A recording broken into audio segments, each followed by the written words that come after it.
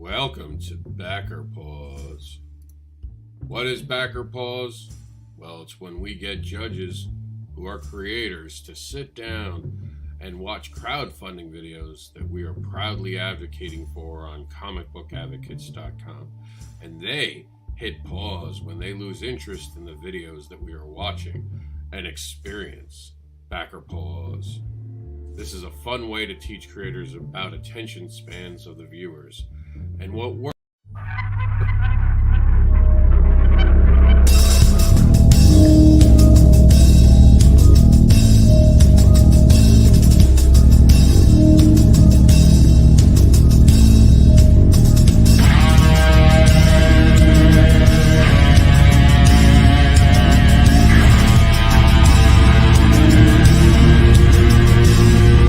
Let me, Indy.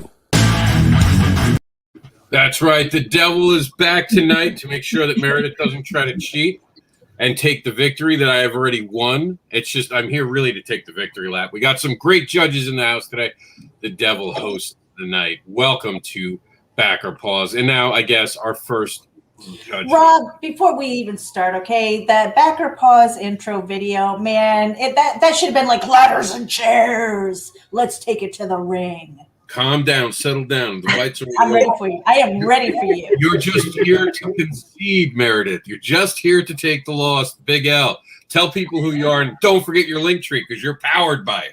I am powered by Linktree, you guys. I'm Meredith Logren. I am the associate editor over at Geek Insider, as well as the executive producer of the Geek Insider podcast. I am also one of the partners in Continuum Comics, and that is what you're seeing right here on the screen. So you want to head over to that wonderful Kickstarter, and guess what? That link is on my Linktree. Yes, it is. Linktree.com/MEREJ99. You can find all my links. Follow me everywhere. Just don't peek in my windows. All right, Ace, you're up. Hello, everybody. My name is Dwayne Robinson Jr. I am the CEO and owner of Animation Comics and Entertainment LLC. You can find all of my links at Animation Comics ENT, Facebook, Instagram, and our Twitter is Anycom LLC. All right, Trish, be nice tonight. You picked my video. You know, we already talked about this behind the scenes checks in the mail. Go ahead, introduce yourself, guys. But oh, okay. I'm Trish Bankston. I'm sorry. We're big, huge supporters. You can find us on Facebook. We don't have any link trees or anything like that. We pay this week and Kickstarters alone. We're doing 228. Oh, okay. We buy what we want to buy. And that's Mike. And soon to be joining the creative fold, I'm told. I've heard rumors. I can't wait. I can't wait. I have 4 pages of artwork now. Jason's up. What's up, Meredith, Ace, Mike, Trish, and Rob? What's up, Jason? He'll be on a little bit. All right, so let's get to it. For those who don't know, I'll explain this really simply. Meredith actually commented negatively about one of my videos. After mine are stunningly great. I've never had them paused. No one ever pauses my videos. It never happens. Everyone's like, Rob, I got an award for making a video. Meredith, I have an award. Wait a minute, Rob. You have control of the board, all right? I don't know what you're talking about. Just so you know, guest's video can't be paused, so we're going to have to play Meredith's video without – we're going to have to sit through it. It's basically going to have to sit through it tonight, so I apologize to the viewing audience already. But then we'll get around to Ace's video, so, you know, it'll make up for it. Of course, she's got great stuff in the book, though, in the Continuum, great stories. She's a great storyteller. She's made some amazing stuff. Can't wait to look forward to showing you guys my video, of course. And then we'll get to hers. So here we go. The last time, the face-off between the two videos. Well, you know, they say save the best for last, but let's be honest. Let's just get it over with. We're going to start with my video. We'll just see it get it knocked down, and then we'll see what she has. All right? So this is my part 2 to last week's award-winning video. Award-winning because I won last week. I got the award. We're going to see who gets it this week. It's all or nothing. It's a death match tonight. Winner takes all. Here we go. This is my version of the Continuum video. Just listen for it. But wait, there's more coming to you from Continuum Comics in this limited edition. First issue of the Continuum. Enter the Continuum. We have added more stories, so here they are. A crossover, a monster of a cosplay. Into the Suck, Barbara Unleashed, Mandy the Cosplaying Detective, all come together to dedicate a story to the creator of Into the Suck, Keith Thomas, and we're happy to announce that the entire first issue of the Continuum, Enter the Continuum, is now dedicated in honor of Keith Thomas. Also in this book, we have By the Sword. By the Sword is a story about an unwitting treasure hunter who stirs a ghost in the past when he finds a lost artifact in the marshes. And we're pretty excited about this one. We're introducing Karma into the book. Karma! Every deed has a reward or punishment. Karma's job is to make sure you get what you deserve. That's all now in the Continuum. Back it today and look at the library pack. For $1, you will be rewarded greatly. I'm saying I should just do my victory speech right now, right? Like, it's over. Trish, 2 songs. 2 songs, Trish. Oh, What? I'm sorry, I was sleeping. Yeah. And now, Meredith, notice no one paused. Not one person paused. I'm just saying it was fantastic. Wait a minute. Just Wade know the rules. Wade, you I'm gotta sure he raise does. your hand when you Someone lose told interest, him. all right? He got a Raising pamphlet. your hand. He got a pamphlet. There was something sent to his house, I'm sure. Wasn't there? I don't know. That's not my department. I just invite them. They come on, and they just do whatever they want. I don't know what you're talking about, Meredith. Any critiques? We'll open it up because that's what we do here. No one paused it. Anyone have anything bad to say about it? Okay, good. We can move on to Meredith's video. No. The fact it's about Into the Suck and about Keith, that's what got me interested. And I was paying attention to that part. That's why I didn't raise my hand. It was something that interested me. So, And I'm not going to talk about. I'm not going to joke about that. That's something very serious, very important to me. So there'll be no. That's right. That's why I'm like. That's why I was like, I was listening and paying attention because I knew how important it was to you. Yep. And let me tell you, man, that was a hard awards to start the awards that way. Oh, that was. It was rough. I'm glad I wasn't on camera. I'll just put it that way. I'm glad I got to read something off camera and not have to be on camera because that awards was. I was so emotional, that award, especially having my boy Keith Thomas inducted, CB Zane giving us a great speech. You can hear it in my voice. I barely made it through that. I almost had to tuck Chuck in. And by the way, tag Chuck in. By the way, for those who don't know, Chuck was very sick that night. He was so sick. I literally sent him off air because we didn't want to say anything in the middle of the program. I'm like, dude, you look horrible. He's like, yeah, I don't feel good. And we were going back and forth. I'm like, go, get out of here. Me, Meredith, and Trish had it. And then, Brian Polito showed up, and that was the end of Trish talking the rest of the night until Brian left. No, it was Nita. Not Trish. I'm sorry, Nina. You're in the room. I'm reading names. Nita was the end of her. I know Trish was in the background excited. So was Mike. Oh, I'm honored you called me Nita. She's gorgeous. So thank you. You're welcome. It's the dyslexic. I mix people up. For the longest time, I was calling Meredith Martha, and she never told me. People have to tell me these things because it'll just stick. There was a guy I hired, and 2 years later when he was leaving, I found out he had a completely different name. And when I asked him why he didn't say anything, he's like, well, you fired a guy in front of me because you corrected how to say his name to you. I was like, yeah, but he was a jerk. I liked you. So he went on his whole 2-year career with a name tag that said Steve. No one told me. Oh, no. Yep. You know, and the on top of that, the Independent Creator Awards, we did have the in memory. It was 50 creators. 50. Yeah. That And I was know I missed a super few. rough. Yeah, that was rough. And I sat there the entire time, like while it was up, and I was just like, I don't know these people. I don't know these people. I don't know these people. It was just like trying to make that break so that when we came back on, I didn't have that knot in my throat. Yeah, it was hard. And that's why I took the break I did with the 21 to give us a moment to breathe because I didn't want us coming right back on camera. Okay. So, Ace, go ahead. Any critiques to my video? No, I didn't say anything. I actually liked it. See, he gets to actually stay on the show now. We came really close to him not. All right, Meredith. I guess it's your turn. Any critiques, Meredith? Oh, she said no. You saw that. Nodded no. We're just going to move on. Yeah, you know what? I'm glad that you used the video that didn't have like a really familiar voice in it. My voice is very familiar. I'm on all these things. Yeah. You All guys right. go back and do some replays. You'll know what I'm talking about. No idea what she's talking about. Meredith, you just saw her. She was drinking something. We don't know what she's drinking, so we're just going to have to assume. All right, Meredith. Let's see what you've made for the class. All right, here it goes. It's finally over. I'll just take my victory lap when we get back. I should just pause it now. But she's the guest, so I can't. Son of a, I got tricked into this week.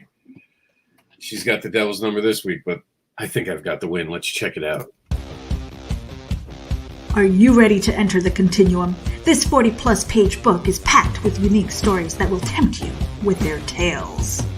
See what craziness ensues when a cosplaying Wolfman meets a cosplayer with dark desires. They are brought together thanks to Into the Suck. This is a monster of a cosplay. An unwitting treasure hunter stirs a ghost from the past when he finds a lost artifact in the marshes. This is By the Sword. In the wake of a tragic event, a superpowered being has become a person of interest and is being hunted by a fixer that the U.S. government has sent. This is Eclipse. Every deed has a reward or punishment. Karma's job is to make sure you get exactly what's coming to you. When spirits can be harvested and sold for energy, the Ragtops must navigate psychic vampires, alien reverends, and other money-hungry groups to reap that sweet, sweet spiritual gold. A newly divorced heroic duo must come to grips with the end of their relationship while trying to find a way to work together to protect the city they both love. This is the beginning of Wolf and Fox.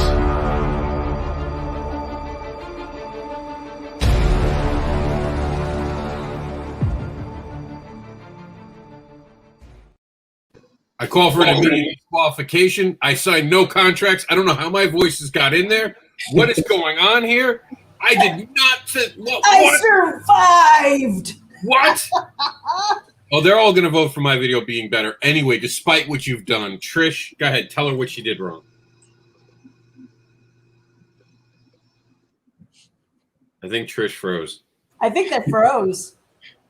All right, Ace. Hey, perfect timing. Perfect timing. Go ahead, Ace. Tell her what she did wrong. I actually liked her video better. Oh, that's the end. Oh, we would like to thank you for being on the program today. We appreciate your time and your effort. Oh, man. Oh, man. I liked hers. I liked the music. I like how it was different types of music in there. The voices, the different voices, I mean, I'm not a fan of that, but I like the music and I like the cutaways that they had. I like the first couple seconds really kind of want you to continue watching it, you know, where I just was right there in your face. I like that. So I thought her video was pretty good. I'll give credit. I actually like the different voices per it, just because it made it stand out and distinguish. Plus the Reapers one does well. The Meredith's does well. So here we are. Mike and Trish are back to save me after Ace has broken my heart. Did you guys even see it? Don't tell me we have to watch it again. It's copyright infringement. We saw the entire video. No, yeah. We And lost it after we had it. heard a big pop though. Just So- out our back door, so Everything okay? yeah, it's probably just an electrical thing, but we're fine. We're fine. We just lost you guys for a second. All right, good. So Yeah, 'cause mine you was guys better, have like right? storms and stuff like that in the area, so be careful. Yeah. So mine was better, right, Trish? Right, Mike? Can we just get this over? Declare me the winner. I love you both, and I want to say with my heart, I want to vote for Meredith, but you pulled on my heartstrings, Wait. Rob. You know what we should vote for? What? Let's vote for Ace. No, he voted against me. That all the votes go against me. No. There'll be no living with it. I don't know what you set in motion. Every meeting now is going to be like, Rob, who made the better video, Rob? It's fine, forget it. No, we're just going to go over and look at Ace's stuff. I hope you're happy, Ace. Like, I'm going to be sending you messages in the middle of the night when I have to deal with her. Let's play your video and you can explain it to us and tell us what's going on here. Okay, so before you explain, I was going to explain what you was watching there. But, No, go ahead. I paused it. You know, the opening is actually the two main characters from both stories. The left one is actually Michael Vash, who is the werewolf of the story, and then there's the right side, who's Vaughn, who is the demon in the story. What you see right now is my logo. I did a little bit of a effect with it in the background with the smoke and the lightning. I thought that was pretty good. Unfortunately, you can't play the music, but it does go with the music. I tried to make everything, you know, because of the lights and everything. I tried to make it more like somewhat of like a movie, I guess you could say. And then I wanted to start off with Salvation, and each transition is more of like a comic tearaway, I guess you could say. So, and this is basically explaining the character and what he's going through, because he is actually hated by humans and demons. So the first one is showing that he was hated by the humans, and they have like pitchforks and they're out to take him out. And it's going a lot faster than I usually see it, Jesus. But now we're going into Nightfall. This is the first issue for Nightfall series. This story actually starts in black and white, but it's starting off with the main character who's a college quarterback. And geez, it's really going a lot faster than I usually see it. It's strange. But yeah, so it's like I said, it's still going into black and white. It slowly goes into color. This is issue 2, and issue 2 is fully colored. This is the relationship that happens. Well, this is some of the things that happens at the end of issue 1, of where he leaves off with his girlfriend, where it was kind of slowly going into color. This is the new character. That is some of the new characters that are actually being introduced. One of them is Lucius Vash, and then the top one there in the corner, who was having the battle with the girl with the glasses, is the other new character, Vivian Vash, who's actually Michael's aunt. This is all of the comics that we have, and then that's pretty much it. So now, what would you say your elevator pitch is for both stories? The pitch, I would say that, you know, we have both comics available. They're both very different. So, I mean, the single pitch is a little easier than both pitching both at the same time. No, do them single, each one. Yeah, okay. So the first one would be Salvation. Salvation is a story about the main character's name is Vaughn. He's half human, half demon. That's why I decided to show the cover in the beginning, because you can see the color of his eyes is 2 different colors. And he's, like I was saying before, he's actually hated by humans and demons. He's hated from the humans because they know that he is what they call a relic, which is a person that has demon and human blood. And so yeah, so this is his curse mark. Well, it's not actually a curse mark, but he feels it's a curse mark because of the fact that he has no middle ground. The humans hate him and the demons hate him, and he overall he just wants to have peace. And he actually thought he had some peace when he finally found the place where he was living in Moonville. But the humans, as you see, something had went wrong.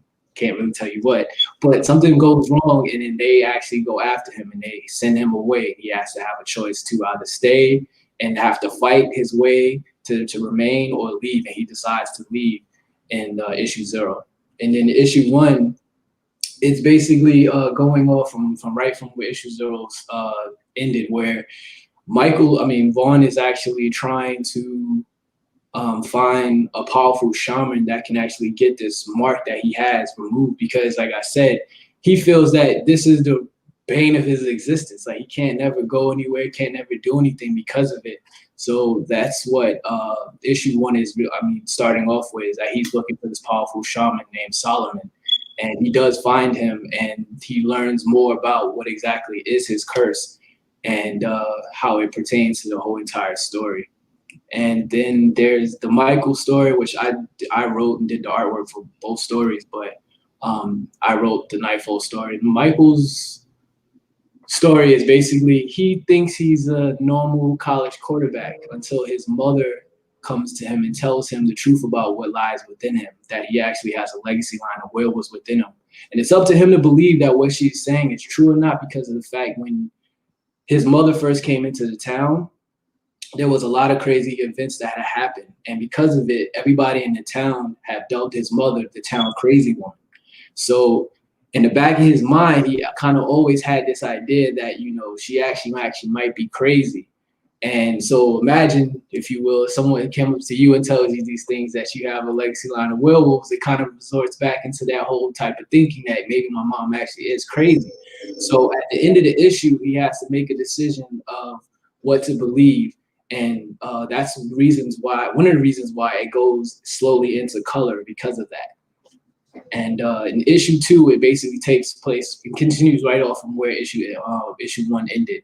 And it basically elaborates more on the world and what exactly is a legacy line, how it differs from other werewolves that resided in the story, along with also showing new characters like I showed you earlier. I said Lucius Vash and his aunt, Vivian Vash. Now, can I ask you a question, Dwayne? During your video, when it's normally playing, is it all just music, or do you tell some of the story in your? Because to be fair to Backer Pause, you know, that's usually the thing we all raise our hands about. If it's just about the music and there's nothing that's telling us about what's going on.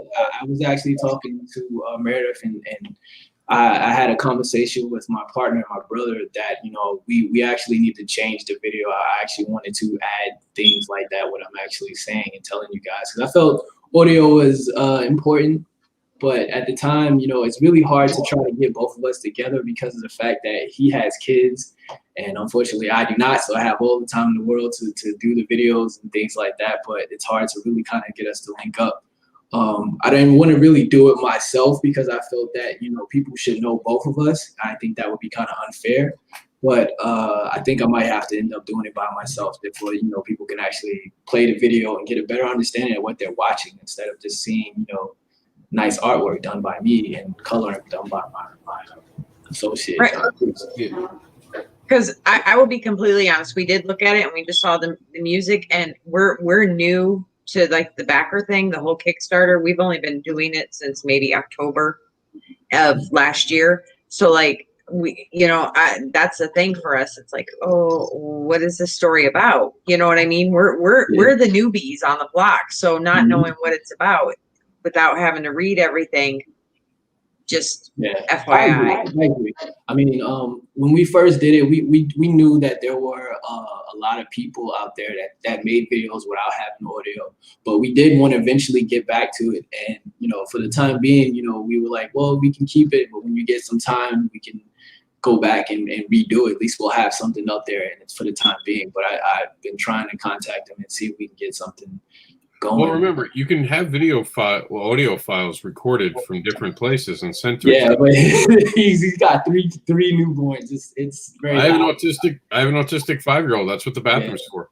Go hide in the bathroom and record it. It's that simple. It really is. Go outside your car when you're going to the McDonald's. Quickly record something. You'd be amazed at the stuff you can do. He can get it over to you. Just tell him to do an audio file on his smartphone. And then you can upload it. Like I said, I recently, like before I did this, 2 days before, I was telling him like, hey, we need to do this and, you know, see what we can do. So that's really what I plan on doing is, like I said, if I can't get him to be involved with it, then, you know, I'll just do it myself. So we can actually have some audio in there. People won't be confused on what they're seeing.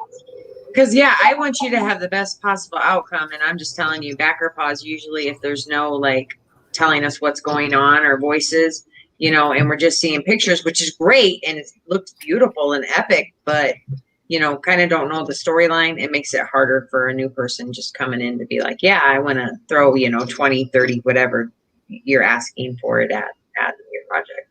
Yeah, I agree. They're entirely separate stories, aren't they? Yeah, they're two separate stories. There's Nightfall, and then there's the Salvation story. And you're never going to know that by just art. That's the hard part. You're going to think that that's a crossover in the same comic book. So definitely add some audio to it. We look forward to it. We are going to have to move on, though. It's time to play Backer Pause. Now, before you do that, really quickly, I just had a little bit of a feedback. Like the video that I won, thank you, Rob. It was that long because we had 6 stories. You've got 2. What I would say is for the initial one, the featured video, keep it short. Try to keep it between 30 seconds to really no more than a minute. And the reason why is because you want to have your pitch, boom, get in, get out, show the art, tell them who you are, where to find it, and you know, have something that's really appealing. It's like, oh, that it's the blue light that the moth wants to go to, right? And then the thing that explains it, what they're doing later, you can always have in the body of your crowdfund. And that way, if they've already got your attention, you know, you can scroll down and go, oh, okay, well now it's story time. Now I get to know a little bit more about that. But you have to grab their attention really fast. It's like the 30-second Super Bowl commercial. You have that you only have that little bit of amount of time to get their attention. Yeah. All right, guys, let's play some backer pause. This is JD presents the Oswald Chronicles, My Time with Clive. And you guys have all seen this probably because it's been around for a while. Credit to him. So many different campaigns he runs a year. I can't even keep up with him.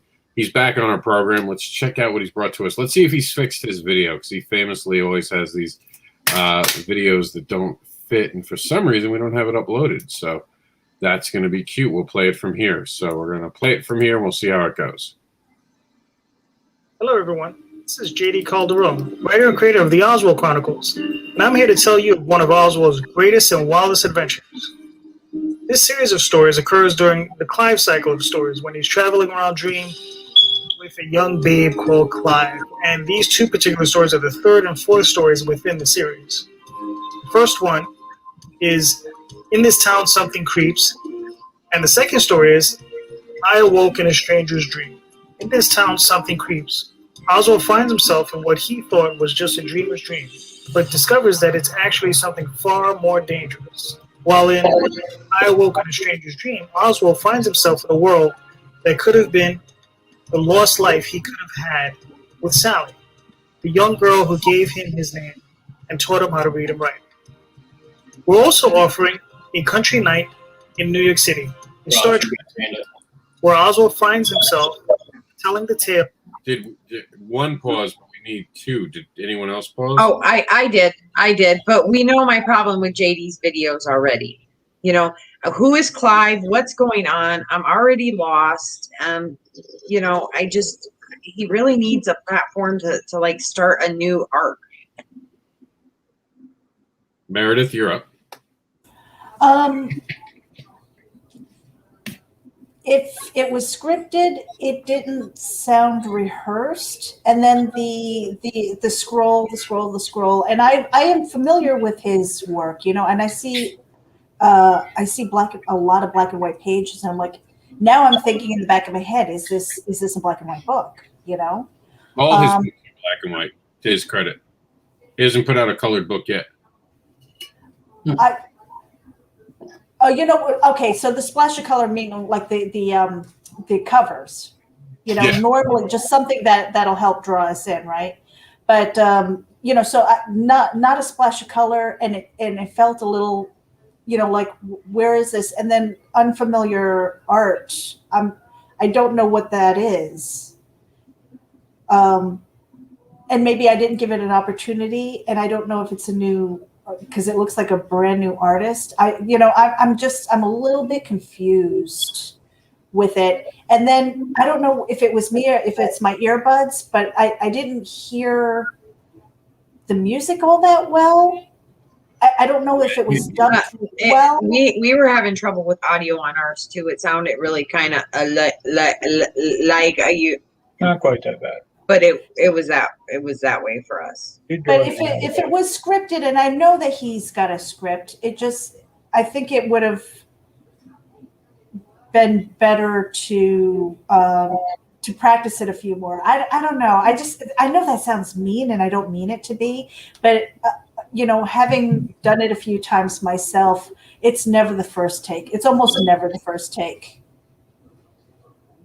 And the weird thing is, I like JD as a person, but I'm just like, I cannot back his projects because I'm like, I'm so lost. I'm so confused at what's going on. See, and just that little pop of color is just like, where is the? And there it is. But it took when did that finally stop? When we saw color? With a black and white book, you don't want to advertise color. In fairness, yeah, okay. Don't want to, because that'd be false advertising. Ace, what did you think of the video? Like, I agree with them. I didn't really understand what the character was about.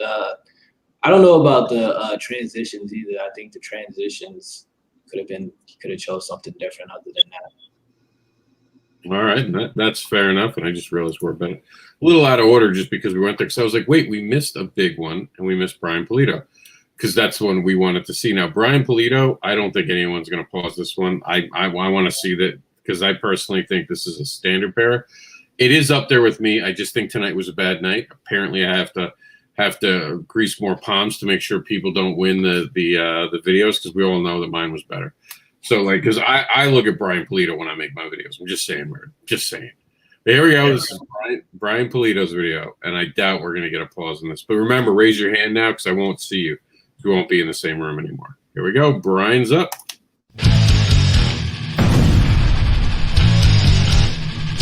Hello everybody, this is Brian Polito, creator of Lady Death, and we are back to unleash the most epic chapter in Lady Death's undead life. An all-new original graphic novel entitled Lady Death, Cataclysmic Majesty.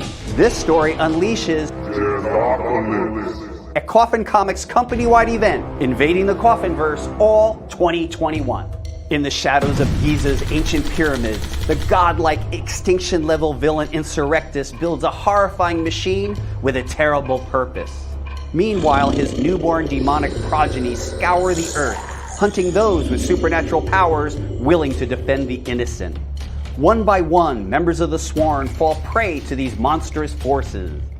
Only Lady Death and the Sisterhood, a band of untested warrior women, are left to challenge Insurrectus in his majestic, cataclysmic plans. Can the Diva of Death overcome these impossible odds as she struggles against her own wicked appetites? Or are we all doomed for once and for all? And introducing Chicago's own Mad Mike Morgue, undead gravedigger, and his pet rat, Ratso. Helping me bring this next chapter to life is our returning team. Co-writer Mike McLean, illustrator Diego Bernard, colorist Cece De La Cruz, and veteran letterer Marshall Dillon. And here is the thing. These projects are done. We just got to print, but I need your help to unleash Death-ocalypse onto the world. Please pledge now and tell everyone you know that Lady Death is back to kick ass. We cannot thank you enough for your support and faith in us. It is the engine that drives us wild. Thank you so much, everybody. You effing rule.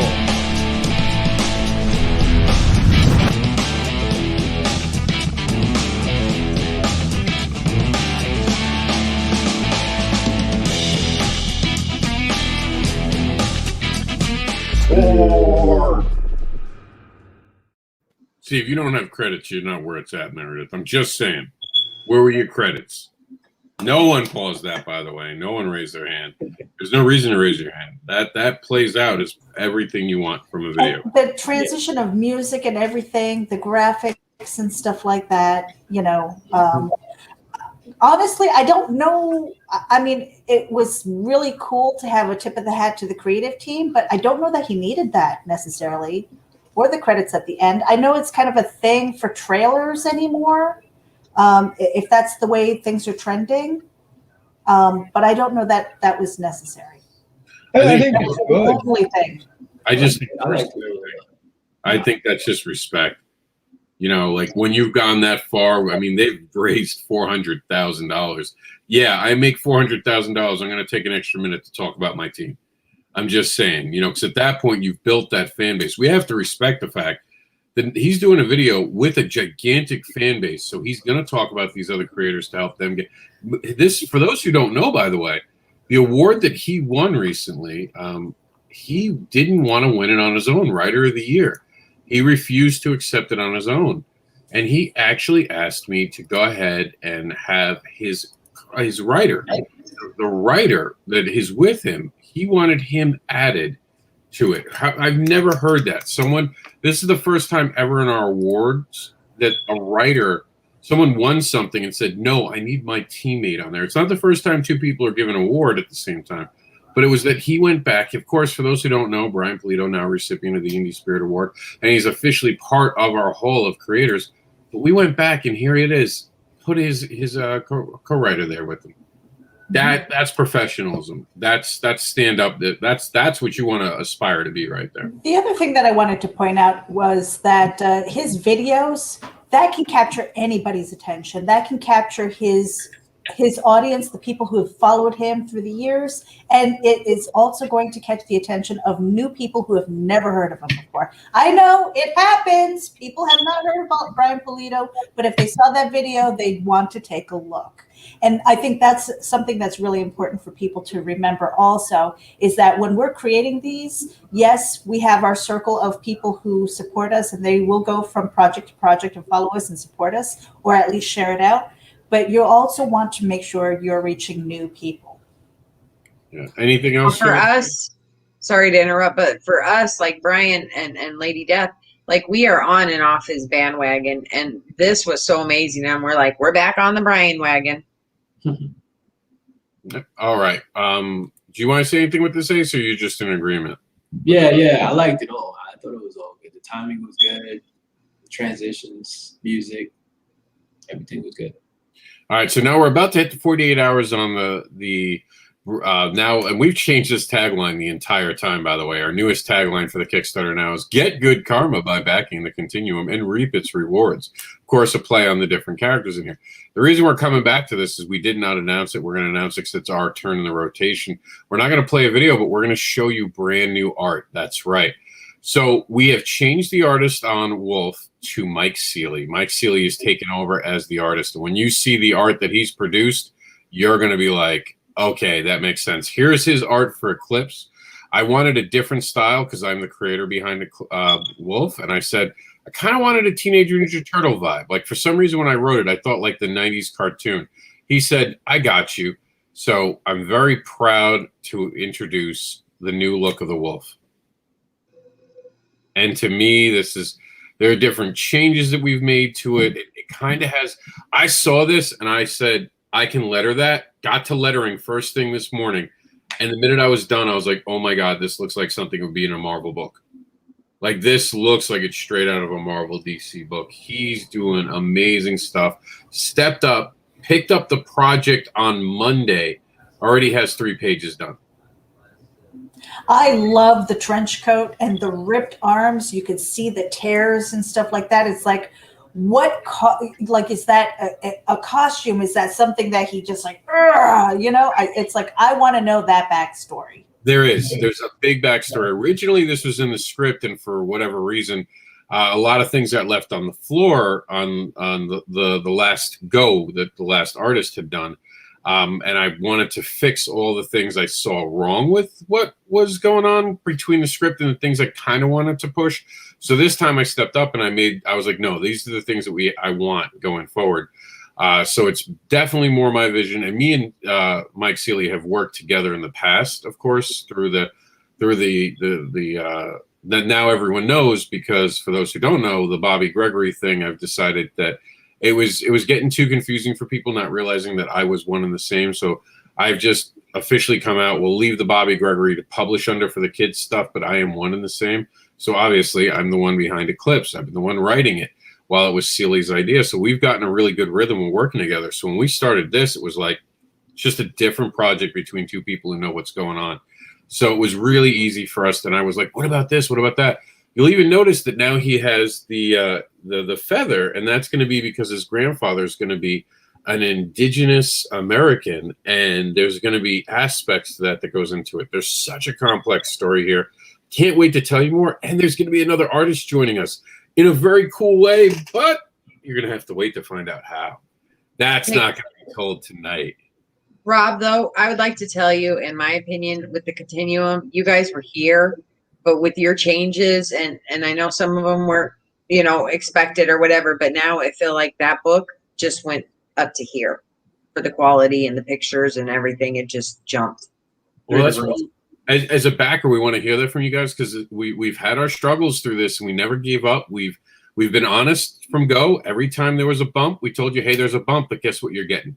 It was always guess what you're getting. It was an excitement about it. We hit this road, but here is something different. Here is something new. And what he's doing with this character, his art style, and I wasn't going to be the one who lettered the book originally. I get now to letter it, which means I get to touch it last, which means I'm also altering the story. And when me and him play so well together, we're inspired by each other. And I'm not trying to diminish the other artist who was on the project. I'm just saying this feels right between me and him. It's a working relationship. We're good with working with each other.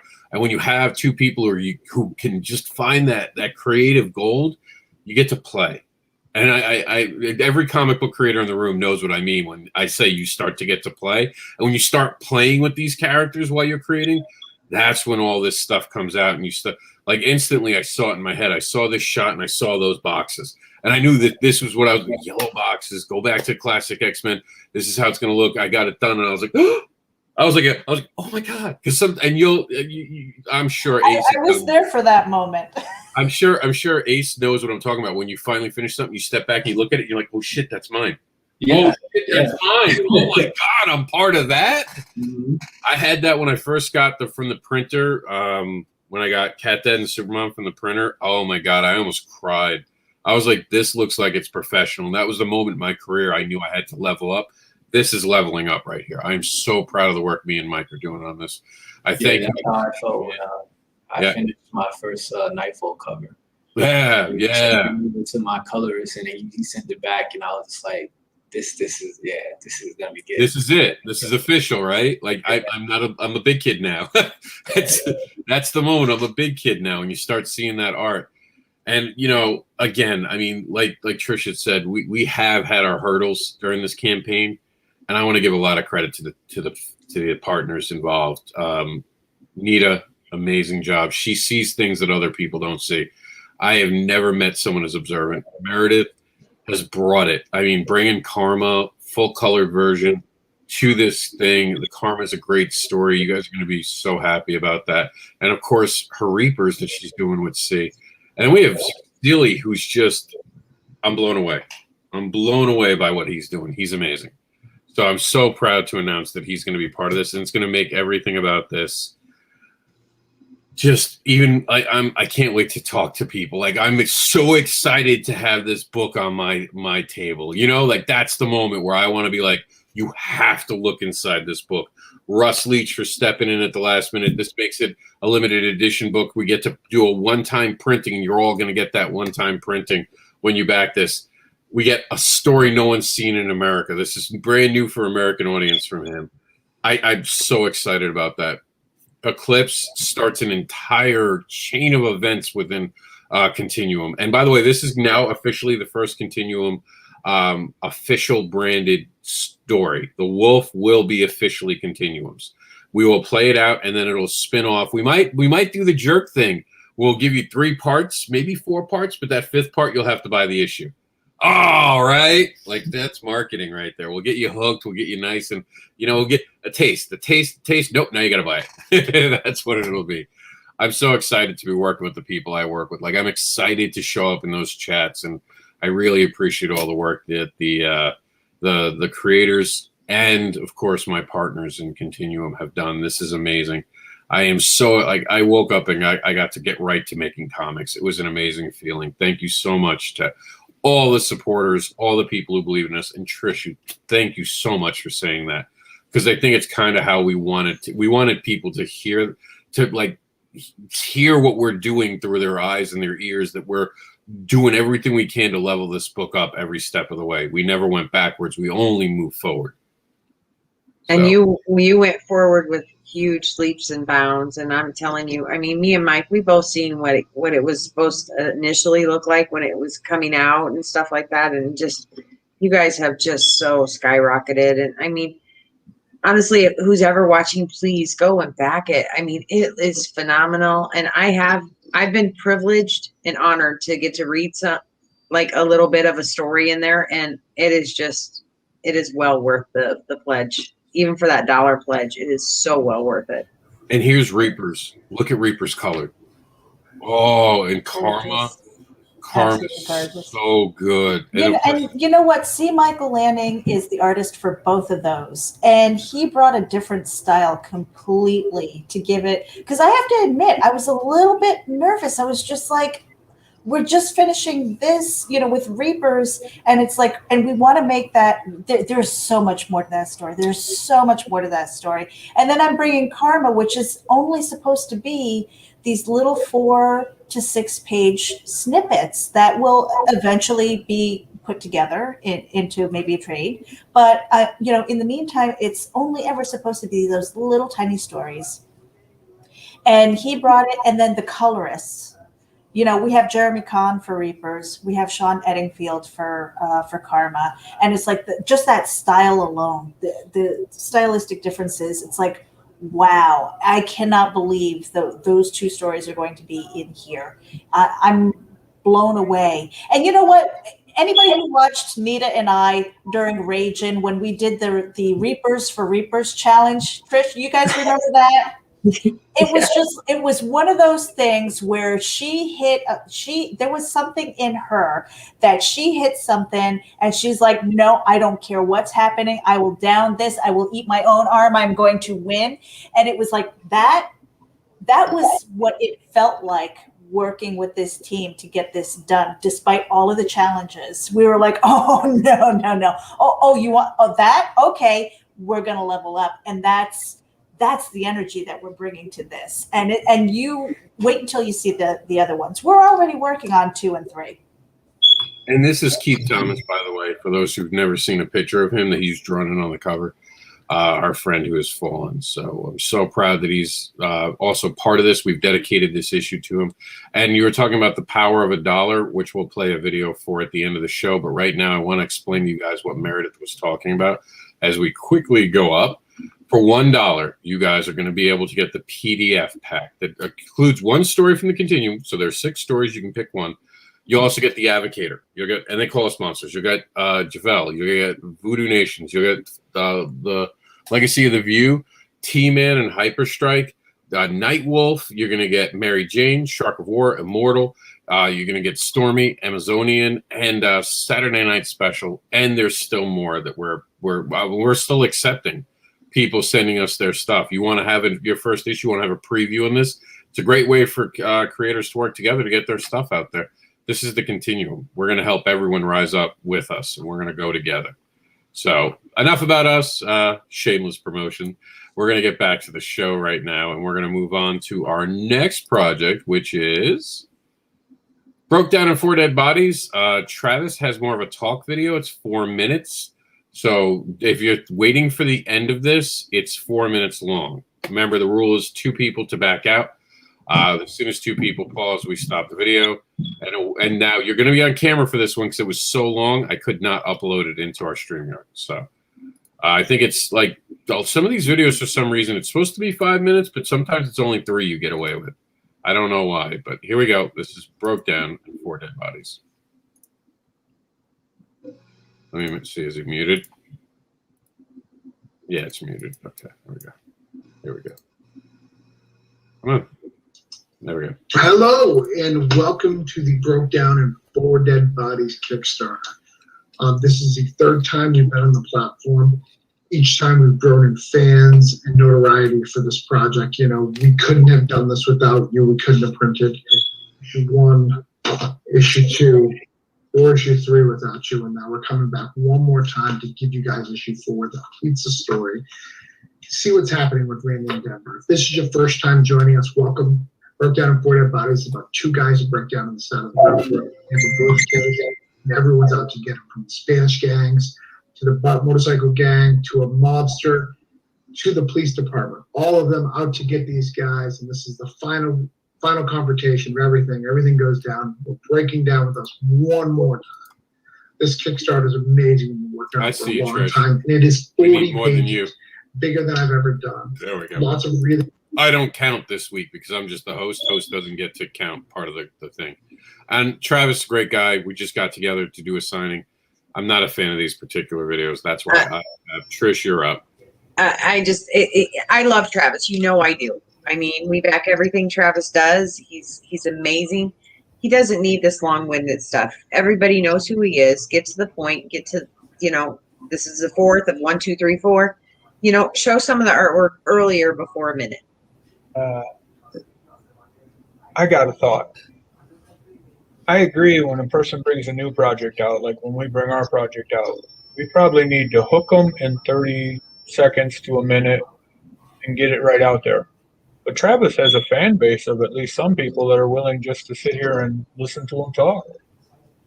Yeah, but that's his fan base. That's not getting that to is his fan base. It's not getting to new people. He might have wanted to push the book hard right away and then just chat with his fans. That would have worked, but he didn't push the book right away. I think that's what Chris is trying to say. Like, if you came in hard, then people like if you have a 4-minute video, but your first 1 minute's so solid, it doesn't matter, and the rest is talking to your fans, I respect that and I get that. That's what Polito did. And remember, I was behind that. I was like, no, he's actually like giving credit to his creative team. But I'm with Trish. You got to come out the gate firing. And he's talking to his fans. Mike's right. He's not talking to new backers. Your fans will more than likely not watch your video. That's the trick with Kickstarter. Your fans have just really think about it. When you're a fan of someone, how often do you watch their videos? You just back it, don't you? I like this guy. No matter what, I'm backing it. It's when you don't know who someone is, you go to watch that video for information, for context. Who is this person? And you know, I didn't watch it either. What's that? No, I know Travis, but well, I don't know like you guys do, but I know of him. And I saw it, and I was like, this is kind of long, but I still backed it though. But it was just really long. I didn't finish the whole thing. Yeah. I just read the story from the rest of it because there's a lot of talking. I was waiting to see the artwork, so I fast forwarded a little bit. But too much talking. That's what you said. That the key right there is fast forward to the art. It's like, okay, where is it? What am I getting with this campaign? And this again would have been a great video in the body of the Kickstarter, not your featured one.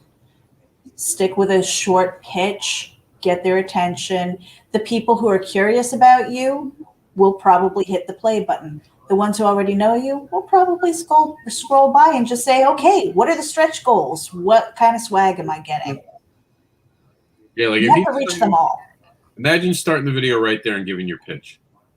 Yeah. That's the place to start it. Yep. Catch that. That art, this is my pitch. Here we go. And it's got to be that concise. Like for Continuum. What's the Continuum? It's a brand new library of creation with fantastic stories from diverse creators from across the globe. Right there, you're going to ask me more. Well, why are the stories fantastic? Well, what are the diverse creators? What do you mean? Across the globe, what do you mean? You want to have people asking questions with your pitch. Like one of Barbara Unleashed, it's like 50 Shades of Grey if an adult had an adult who knew what they were talking about had written the story. That gets people to stop and giggle. You want those giveaway moments, and he has one, which is funny because he I believe it's do you like sex? No, not sex. Do you like violence, guns, and the F words? And that'll stop some people, and people will be like, think that's funny, and it's a pitch. So he has the ability to pitch. I think like Mike had said, this was for his fan base. I think Travis literally said, I'm just going to make this for my fans because this is his last book. You know, Mike's not wrong. This is the 4th issue. This is the end of the arc. He might have just wanted to say goodbye to his fans for this book because that's it. It's over. And sometimes when you get to that last moment, you want to say your goodbye. Right, Mike? I think so. Yeah. So I understand why he did it, but I told him, I was like, dude, you want me to make you a video? Don't tell him. But I was like, or maybe I should make the video, Rob. Just saying. Oh. Well, I mean, if you keep taking people's voices out of context, I mean, just saying, Meredith. That's what it looks like when you pick on Cupcake. All right, so here we go. This is Mythica issue number 7.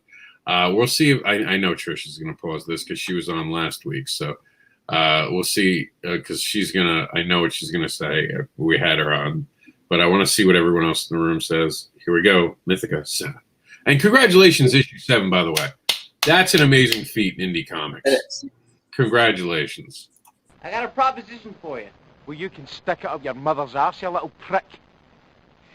I gotta hand it to you, Magnus. You got away with words. All right, let's do this. I'm excited. My name is Matt Campbell. I'm the creator of a comic book series called Mythica, which is about a group of people fighting demons and monsters in the middle of World War I. One of the main characters, Magnus McDraken, lost his entire Black Watch squad to a demon attack.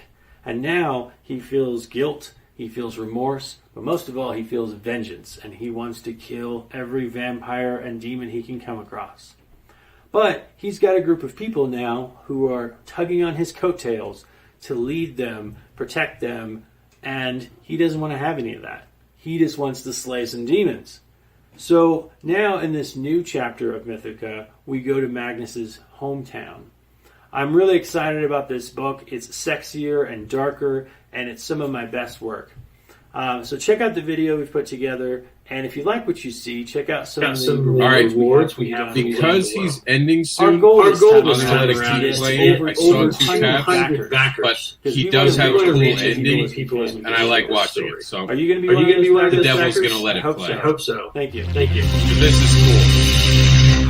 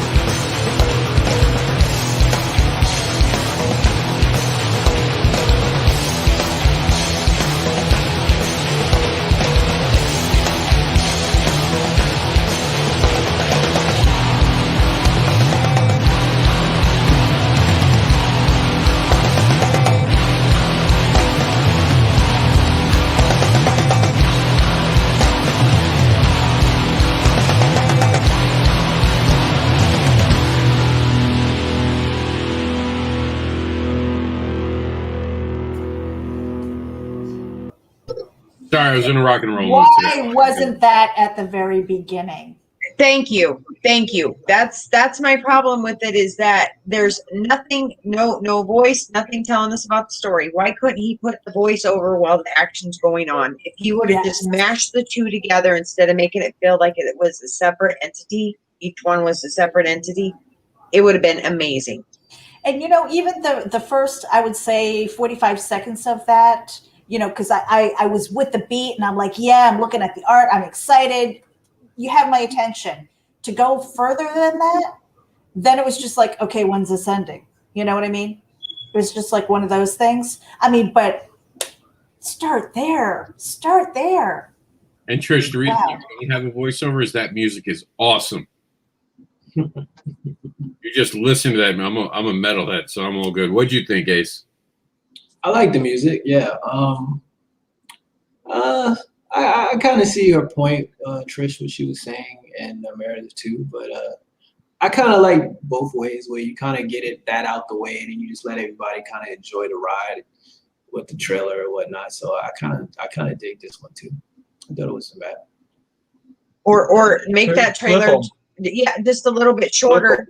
Yeah, make that shorter, and then do your thing about your, this is the seventh one, and then when he goes into talking, but make it a little bit shorter. I think the problem is that sometimes when you're creating the videos, sometimes you kind of having too much fun with what you're adding and what you're doing, and you lose track of time. So I think that would probably is what happened with this video. Maybe instead of enjoy putting stuff together and then realize, well, that's a little too long. Should I cut it? Nah, it's good. I like it, So I think that's probably where he went with that. It did that on a little bit though, but it wasn't bad though. When I've done too much for something, I'm like, it should be good. There's more there. Yeah, some people, think more is better. I think that's where he was going with that. I didn't have a problem with it. Like I said, I do believe it could have been taken down a little bit, but overall, still good though. The artwork is what really kind of keeps you wanting to tolerate it. You know what I mean? So each thing that he showed you, it was like, oh, okay, is it over? Oh, well, that's nice though. So it kind of gives you that it's okay kind of vibe with it. And by the way, Nita couldn't be here because of the bad weather. We wish she was here with us today. And Mike is actually working on art, so they would have been here otherwise. But See, now I want to speak to what Dwayne just said. Is like adequate. okay. You know, it's just like, is that going to get a new backer? But see, to me, this is, I watch videos to hear from creators. I do think he should have put a little more art in it, but I was okay listening to him because his background was full of so much stuff that I was interested just looking behind him. While he's talking, I'm like, could you move just to the left? Just to the left, a little bit to the right. What? Could you just grab that while you're talking? That's how I am because I have ADHD, so I'm okay with videos like that. I would take that any day because he was informative and telling me about the story versus one without anything, with just images. No offense, Ace, but images just flying on a screen doesn't do anything for me, and we're going to see some more of that. I hate action comic where people make motions out of comics, and we're going to see that today, Ace, and you're going to see me come out of nowhere and be like, "Rrr." But we're going to move on to our friend John Celestri as he does something different. So this is Blood Angel. Of course, he's known for his kids' work on Moose. What is it, Moose?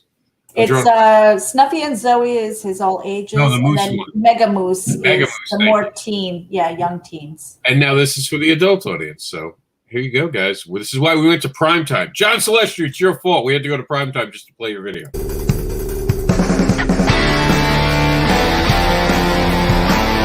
Blood-Winged Angel Chronicles. The adventures of Michael, an innocent angel who is unjustly banished to the mortal realm and battles to survive amongst demons, sinners, and living dead.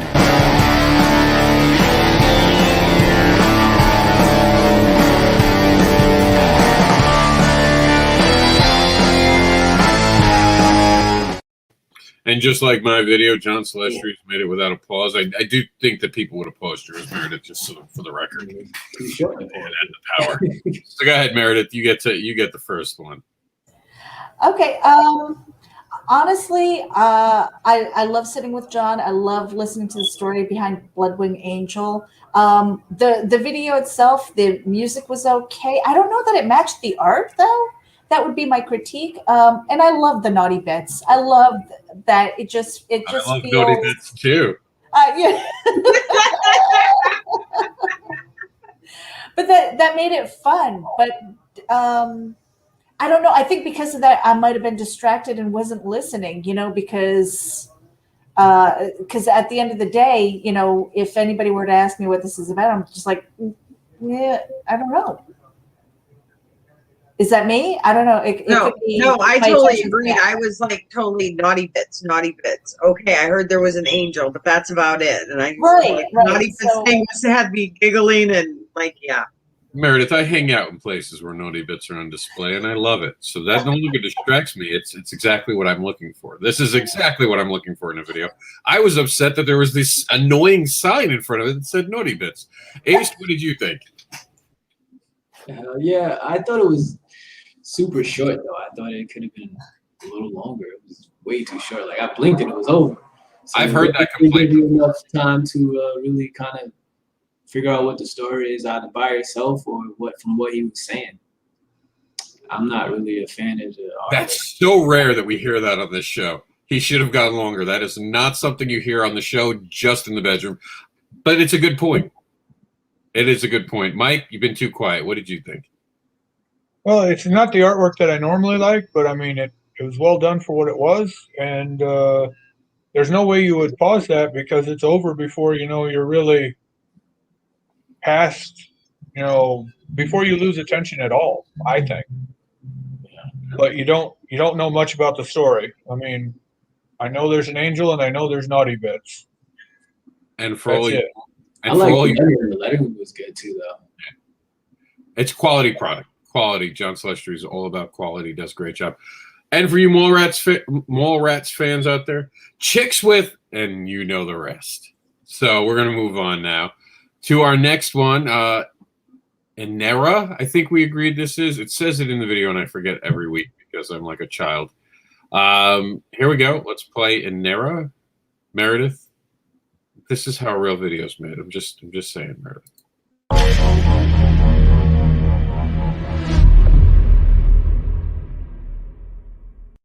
Now that's jazz hands. Hello, my name is Aaron. I am the writer and creator of Inera. With issues 1 and 2 complete from a previously successful campaign, this Kickstarter is to fund production and printing costs of issues 3 and 4, and anything we raise over the goal will go straight into issues 5. The start of each issue shows a glimpse of the future, following a survivor and his trusted companion Sam, struggling in a post-apocalyptic world.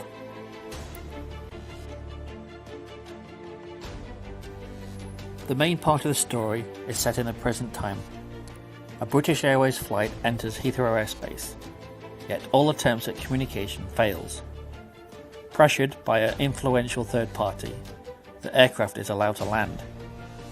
Dr. Richard Marin and his team are contacted and together gain entry to the aircraft.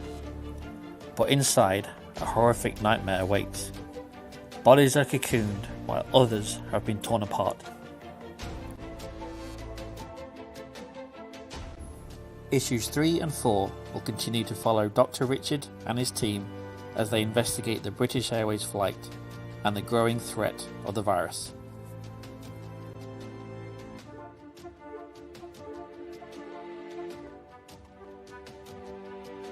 All right, Trish, I saw you, but no one else tapped. You're the only one. I just thought it was too long. It just seemed very long-winded. I mean, it was pretty pictures, but it just seemed long-winded. You know what I mean? I didn't need, like, all the details for it. Trish, she's British. Be polite. I am, and I'm American. I'm being as polite as I can. I raised my hand and said it just wanted to be shorter. British people seem to take a little longer to say a sentence. I'm just saying it's they're different. Like, I'm from New York. To me, I could have had a conversation, a corned beef sandwich, and done laundry sometimes in the way that the British people talk. It's just, I love you, but you British people, you're awesome. I like Doctor Who, but you got to talk more like Doctor Who, less like his companions. Just saying. I'm just saying. That's going to be an email. Definitely. Yeah. Rob Anderson to HR. Rob Anderson to HR. No, but I liked it. Honestly, I thought it was well done, so I've never paused it. I actually liked it. I thought it was cool, and it's something unique because he had to have been developing this before everything went sideways. So it's kind of interesting that this was out there. What'd you think, Ace? Yeah, I saw this video a while ago as well. I like this one. I just felt like his voice was just too monotone. I think with a little bit more energy, it would have been a little bit more enjoyable, but overall I thought it was good. The transitions was nice. The music was good. Artwork was good. I thought it was good. What do you think, Mike?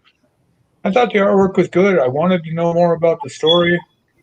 Trish made sure that I could raise my hand if I wanted to, but I just wanted to know the story. And, fortunately it didn't run too long for me, and I do like Doctor Who. All right, so this is Forbidden. I believe we have the most current video.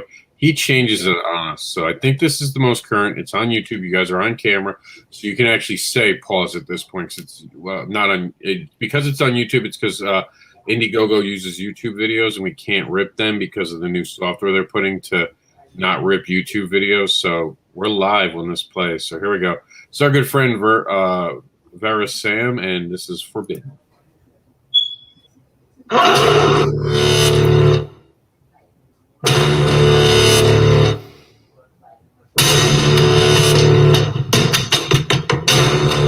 created Forbidden back in 2000. In 2005, it was well received by critics and fans alike at Comic-Cons and local stores.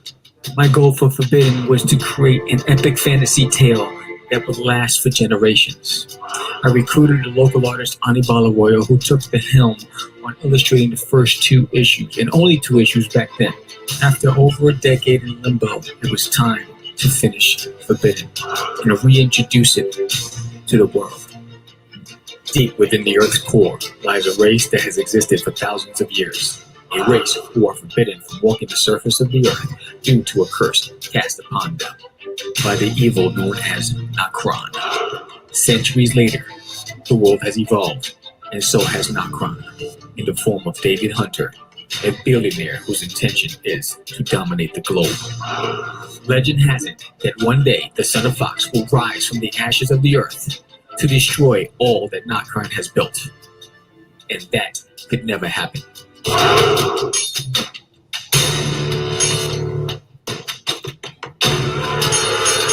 All right, he got through the pause factor. So thoughts going around the room. The one thing I'd say is he should have put his pitch first. The fact that he didn't put that pitch at the beginning, should have started there and then talked about the 10 years. I like it all, though, because I think it shows passion and someone who's going to get me my book. Meredith? Sam Vera, I think you found the secret sauce, dude, because I've seen several of your videos. This is the best yet. I'm like, take my money. I loved the way he incorporated everything. It was, even though it was longer than what I would normally go for, he kept our attention. He kept it with the pace of his words, with the pictures. I think he did a great job. Go ahead, Dwayne. For my video, I don't know, it was playing a lot faster than maybe for everybody else, because it was zooming by. I was like, man, it's like the words is what he's saying, and the transitions wasn't going with how fast the video was playing. I wasn't really feeling it. It was hard to really keep up with what was going on. It was going so fast. So I don't know, maybe there was some technical issues on my end, but yeah, the video was super fast. I didn't really like it. It moved along pretty fast, but I think that's probably for the best. I mean, when they drag on too long, you stop them. I mean, nobody stopped it, so that was really good. I don't entirely know what I'd be buying there. I mean, 2 issues published. Is it now a trade? I'm sure the page would tell me, but the video didn't tell me if what they're putting out now is a trade or if they're putting out the next issue, or maybe I missed it. I couldn't tell you. I don't know what I'm buying. I believe it's just a preview edition, guys. So I think that this would require a little more investigation into the actual campaign, but the fact that you're asking is a good sign, because now you're interested. I mean, I wasn't really interested. it was too much going on to me. If I was watching that, I would have been like, nah, just look at the page and see what I can find from that. And I love this about Backer Plus, because you see all these different, everyone's saying the different feel for it. So that's how I appreciate this. And I'm kind of curious to ask: is it because it's not a genre that you normally would read? Me? Because that's something that sometimes right up my alley. But okay, all right. It's just like I said. The video was too fast. There was so much going on with it. I just kind of lost interest. A couple seconds in, because it was so fast. Boom, boom, boom. Then the pictures was in, and the pictures was out. Then another picture came in, and it flipped upside down. It was a little too much. So jazzy hands. See, I like the jazzy hands. This one I've seen too. I know this guy too. All right, so this one, for the record, I'm not a huge fan. This one, I hate the motion. The motion. The motion, I hate motion. It's nothing against him. It's a pet peeve of mine. I don't even like motion comics when Marvel and DC did it. So, and it's not a motion comic. It's a regular comic book. So it's just a pet peeve. I know some people like this, so I'm disqualifying myself entirely from any comments beyond this. You guys are up. Here we go. This is not loaded. Is it? Why isn't it loaded? Oh, no, it is. I'm sorry. I just was misreading. Here we go. Beast King, raise your hands. Everybody has secrets. I went looking for mine. And I found them.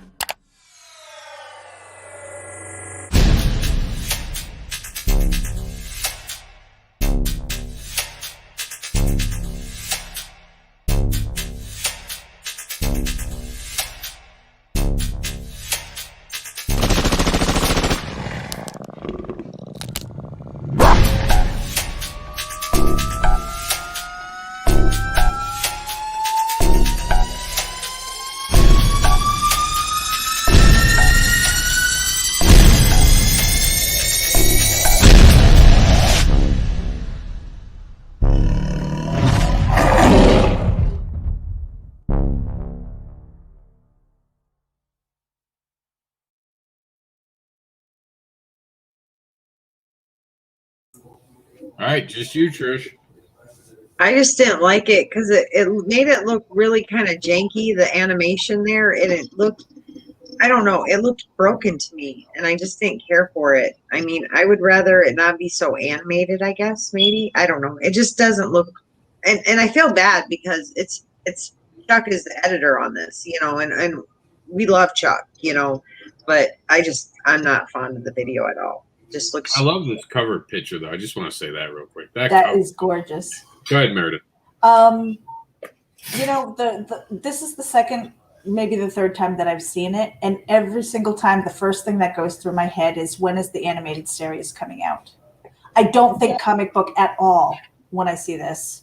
I don't think it at all. And quite honestly, I've seen some movies that were a lot worse than what I saw here. So again, it's you know, if it's a comic book, I'm confused.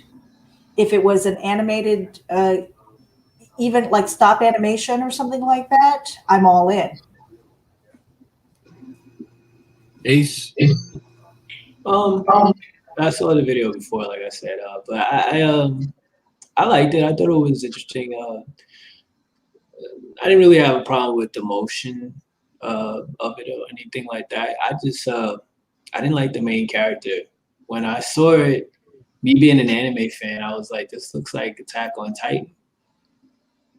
So I was like, I'm a little more, when it comes to art, I'm a little more biased than most because if it sounds or looks very similar to, like, too similar to something that I already seen out in the world, then I'm like, to me it's very, very similar to the characters from Attack on Titan. So I was like, but I still backed it though, because, you know, why not? Mike.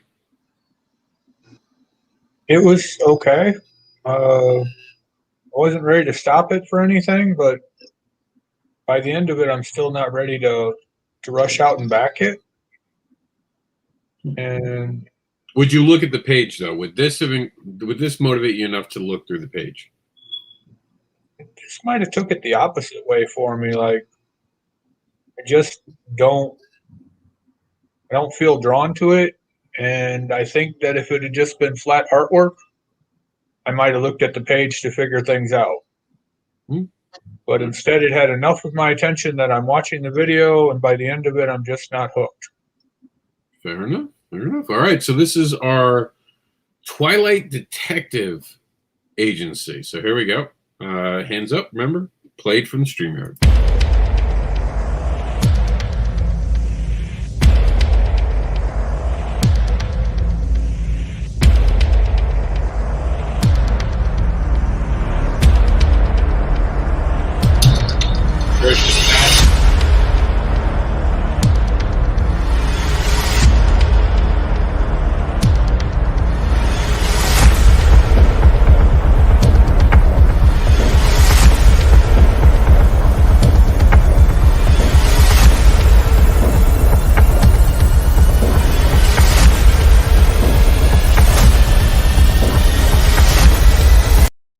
I didn't realize Kickstarter had something to do with this.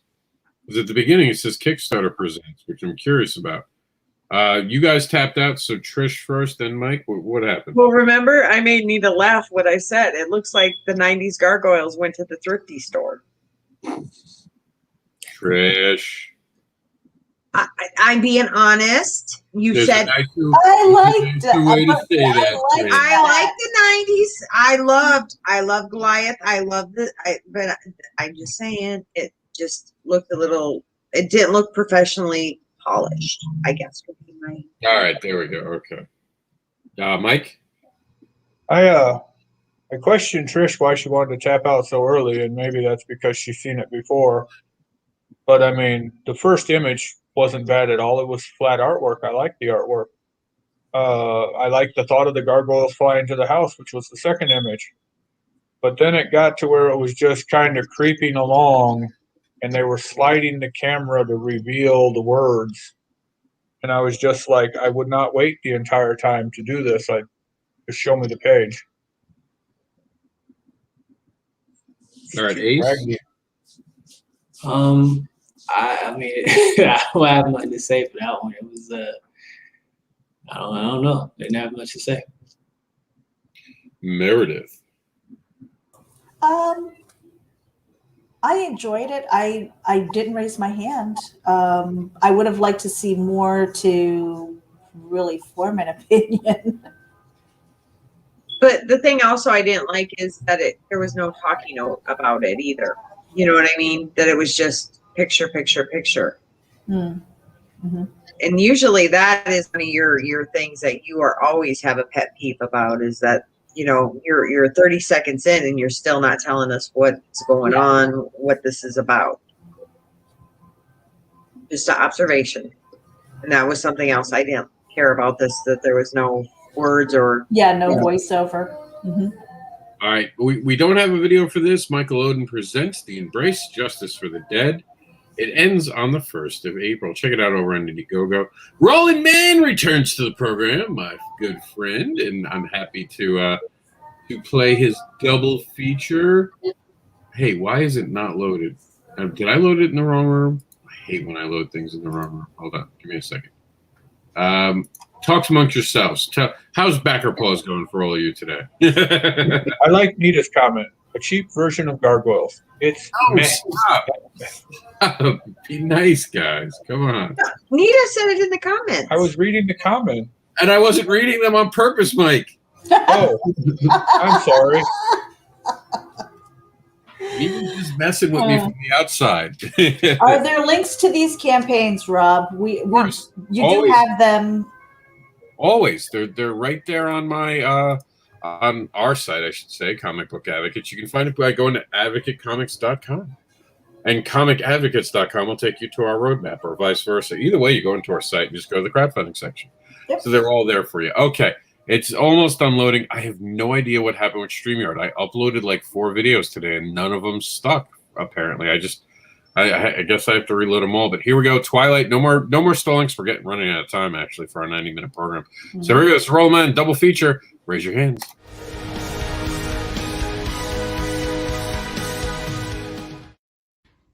Hi, I'm Roland, and I'm the chief cook and bottle washer at Silverline Comics, the genre-spanning independent comic and graphic novel publisher.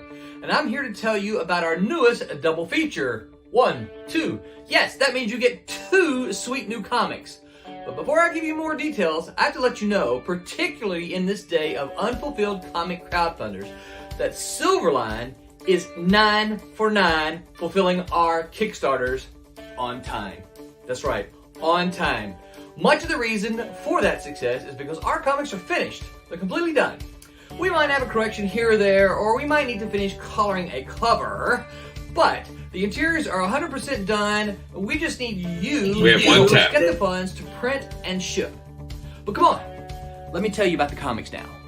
Twilight Grim is set in the city of Hallowed Heights. 2 taps, but I just want to see this. By a great wall. On one side of the wall live the upper and middle class humans. On the other side of the wall, called the Blood Zone, live the lower class humans and vampires. There are no laws protecting the humans who live in the Blood Zone. The only thing protecting them from death at the hands of vampires is the mysterious and violent young man named Twilight Grim. But the treaty which created the wall may soon be broken, and the city may fall into an all-out war between vampires and humans. Friar Rush is the story of a 15th century trickster demon of the same name, trapped in the modern world of New Orleans. He is devoted to corrupting men and women of the cloth and plans to devastate the masses by manipulating a corrupt televangelist. But reporter Jake McGlover and the cursed nun Seraph race against the clock and a rock concert to avert his plans. Cool, huh? Yeah, we think so. And we're excited to get these into your hands. All right, I just wanted to make sure you got the pitches out, because I've never seen this. Is new to the program for us. That I was curious. Meredith, you were first, actually. I wanted to see the art first. I love the story. Don't get me wrong. Geek Insider, we love to get inside the geek. We love the Genesis story, but it doesn't belong in the pitch. So if you had fast forwarded to where he started with the storytelling, what it was and what you were getting, it became much more interesting. The other thing that I had an issue with was the music did not match the visuals.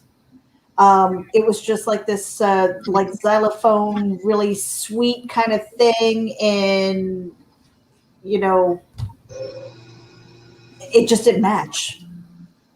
All right. Ace, what do you think?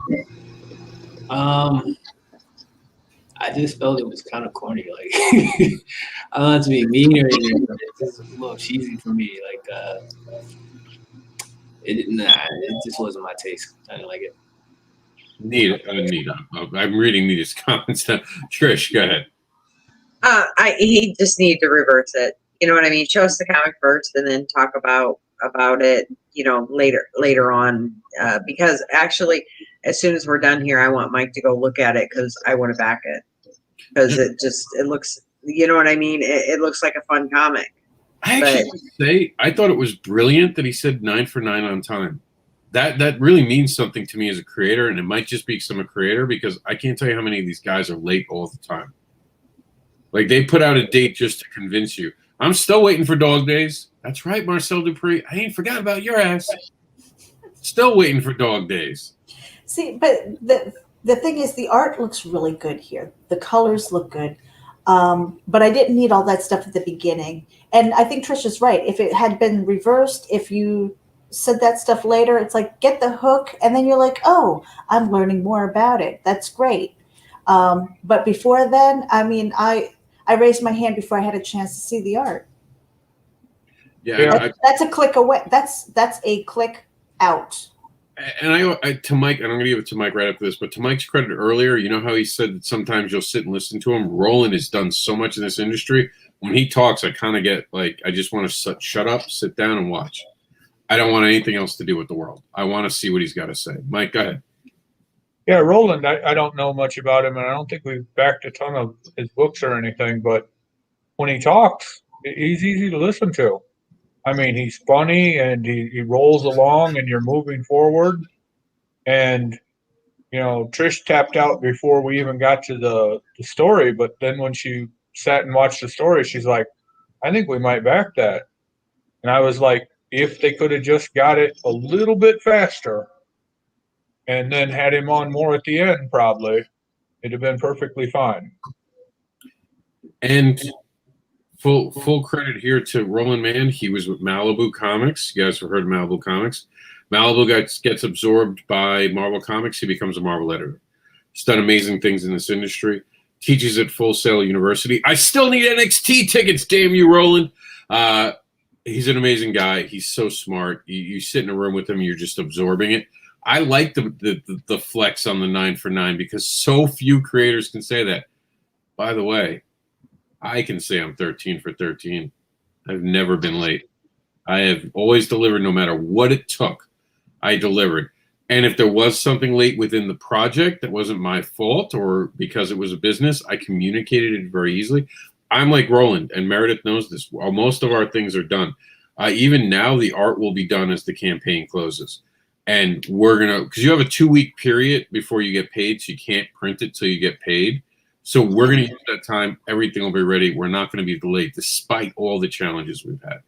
That's what being a creator is about. Now, Roland, man, I give you credit. I actually like that. Don't like the fact that he starts with the silver line thing. Like, I don't need to know who's making it. I need to know about the project. That's my one critique. But I liked it otherwise. I thought it was badass. All right, Shark of War. Oh, boy. Oh, boy. Ben? I did this one last week, so can I exude myself? Yes, please. I remember your comments last week. Can we be nice this week? And can we all agree? We're a little tired by the time. Can we? No. I've been asked no Sharknado comments, please. It is off the table. No one can say Sharknado. Here you go. Behave yourselves. And that's from RoboCop. Oh, he has a new. See, that's Shark of War. It's Jaws meets RoboCops, guys. Not Sharknado. Not Sharknado.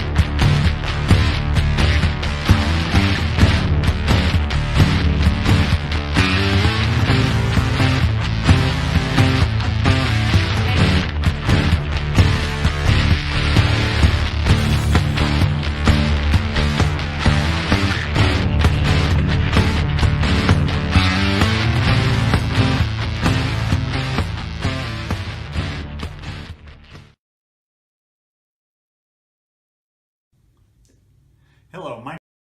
I guess no one. What are you doing? What are you doing? Rob? What are you doing? Because you're all mean. You're all mean. No. Honestly, the reason why I wanted to stop that was, and I'm going to torture you all if you would allow me to. Rob, would you do the voiceover for his text just for the first 30 seconds? Yeah, I can do that.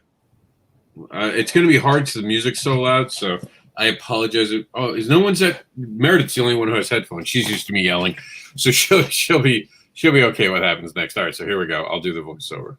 Here we go. Shark of War. It's Jaws meets RoboCop. 1 year ago, a U.S. Navy ship found a massive great white shark. They brought him into a secret research facility and cut into his brain, increased his intelligence, and loaded him with armor and weapons. He was the ultimate killing machine until their arrogance and greed let him escape. But when he takes a bite out of the Atlantic coast's biggest weapons maker, they hire a creator to make a weapon to stop him. Piranhas! Who's been enhanced? He has no chance. One or two. I can't keep up, but a few things are really going. Unfortunately, there are hundreds of them. Beaten and near death. The only person who wants to help him is a 9-year-old boy.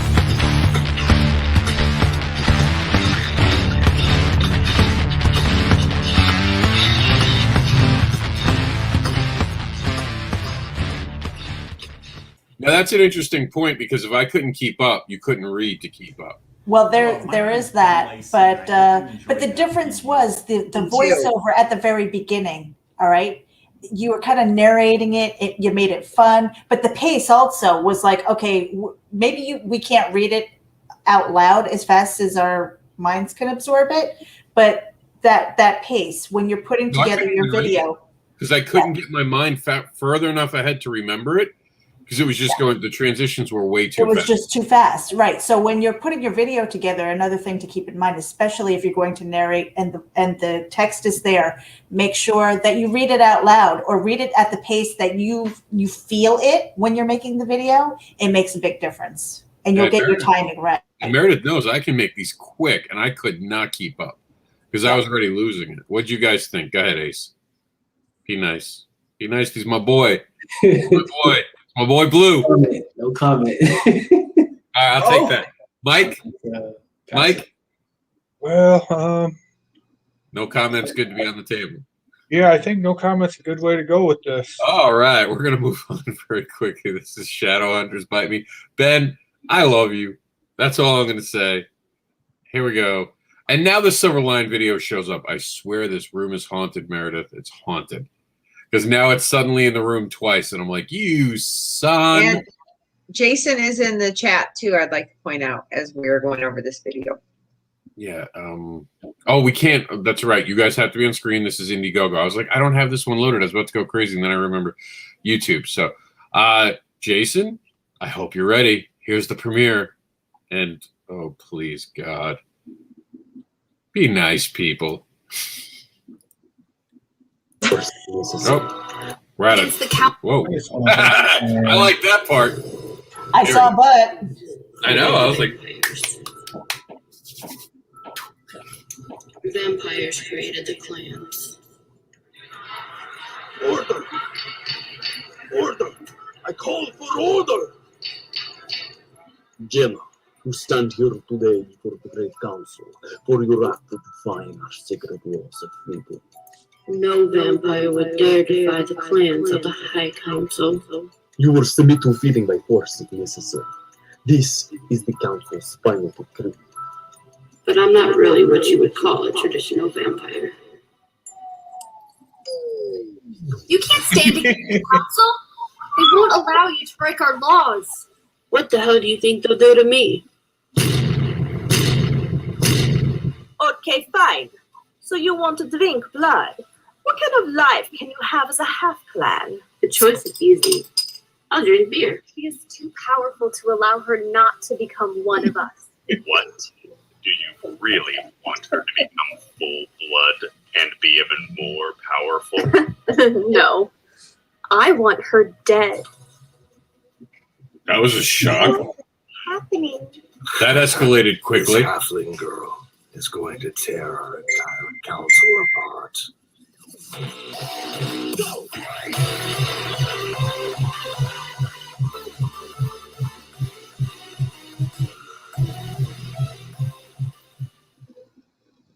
That I'm just gonna say that escalated very quickly. I thought they were gonna be friends. I thought this was gonna be like Friends, and then all of a sudden people are trying to get killed. I like the butt. I'm in. Take my money, Meredith. Okay, so I think I recognized one of the voiceover artists. Would you take someone else's voice now, Meredith? No, wasn't me. But I'm wondering, because after watching that with the dialogue and everything that was going on, I'm sitting here wondering, do I need to buy the comic now? Sure. Well, the comic might go farther.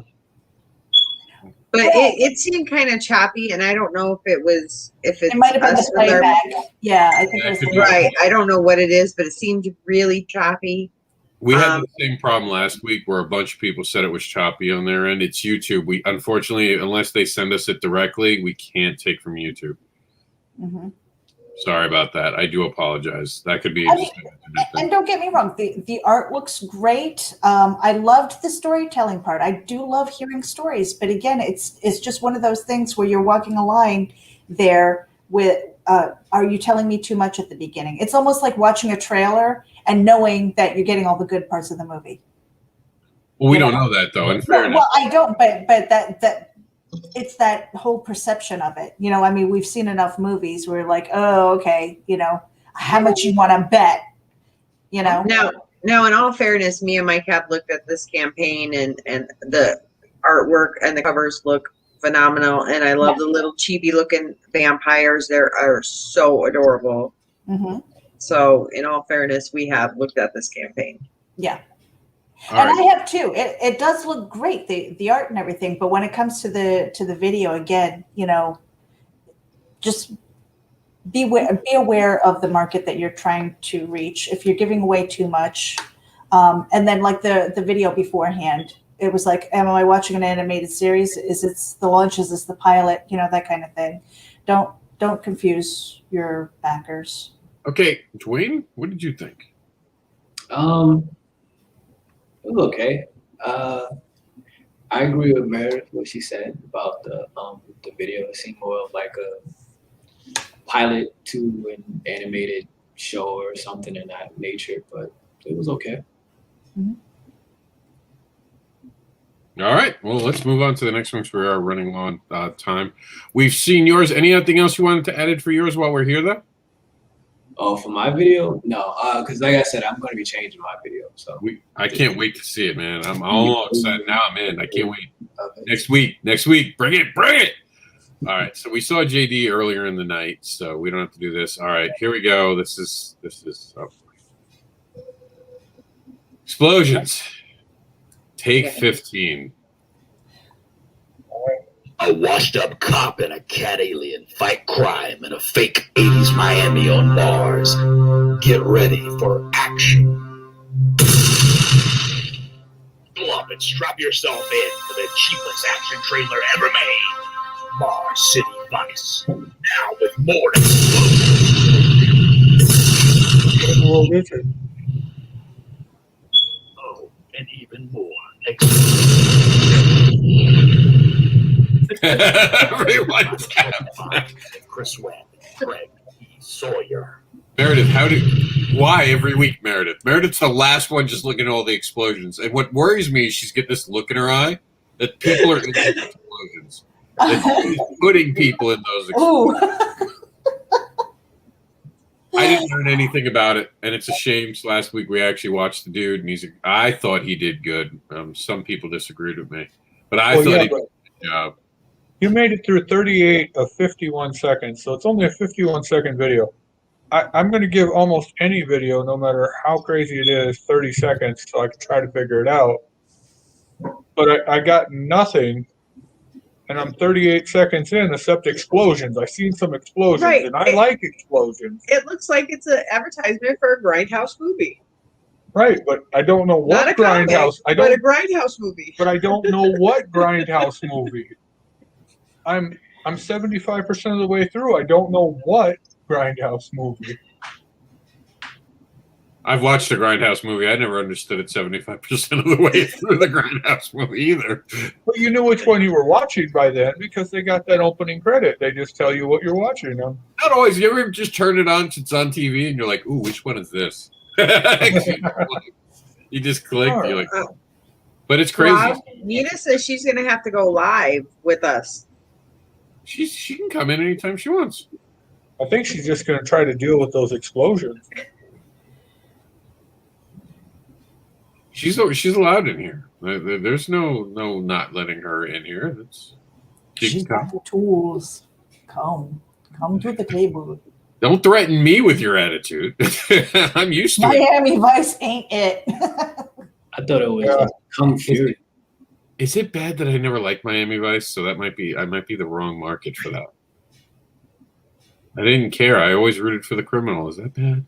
Well, see, now remember, was it last week or the week before? I think it was 2 weeks ago when I had the Continuum video, and we put in enter the Continuum in between each segment, and that was one of those things where it's like it was too much. It's too much, Meredith. Too many explosions, and why? I didn't. I think I was sitting here. That's gas hands, not explosions. Just this is the best I can do for an explosion. I didn't know what those explosions were for. I mean, was he blowing stuff up, or was it just like a catchy graphic that was just overused? You know, I think that was what his intention was. I think his intention was to be kind of that kind of style, that type of comedy, I guess. You know, like I think that's what he was going for. I think Chris Matthews said it was too much though. But Chris Matt like Miami Vice. And did we see any art? Yes, the cover. The same cover that's right here. That's okay. it. To me, it reminded me of Kung Fury. If you guys haven't seen that.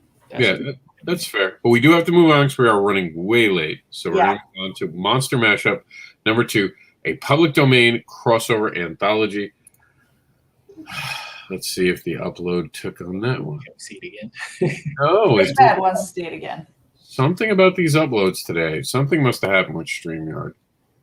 So I'm going to have to... We'll just play it from in here. I apologize, guys. There's something seriously wrong with StreamYard today. We're not shy.